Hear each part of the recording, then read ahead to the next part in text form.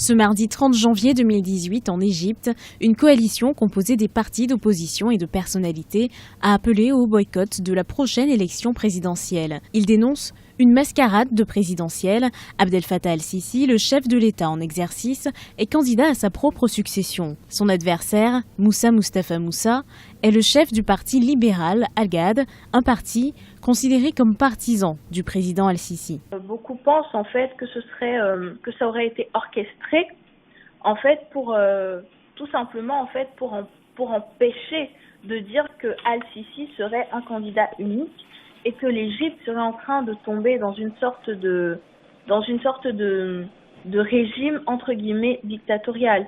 Mais après, moi, me concernant, je pense que pourquoi pas. Je pense vraiment que M. Mostafa Moussa peut présenter une alternative sérieuse, même si, bien sûr, il ne s'éloigne pas de la pensée, de la ligne politique du candidat actuel sortant, et que ça pourrait servir de bonne transition, en fait, pour plus tard de prochaines élections et pour avoir enfin du sang neuf à la tête de l'État égyptien.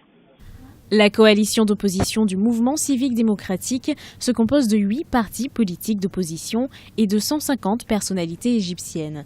Fondée en décembre 2017, elle a lancé une campagne avec le slogan « Reste à la maison ». Ils invitent ainsi les Égyptiens à boycotter le scrutin dont le premier tour est prévu du 26 au 28 mars 2018. Peut-on parler d'élection alors qu'il n'y a aucune garantie pour un scrutin libre?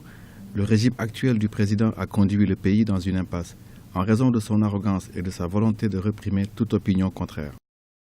Mascarade d'élection, combat déséquilibré, rencontre amicale, les qualificatifs ne manquent pas du côté de l'opposition pour désigner les prochaines élections présidentielles en Égypte. Pour les Égyptiens, le résultat est connu d'avance. Le seul élément inconnu semble être le taux de participation.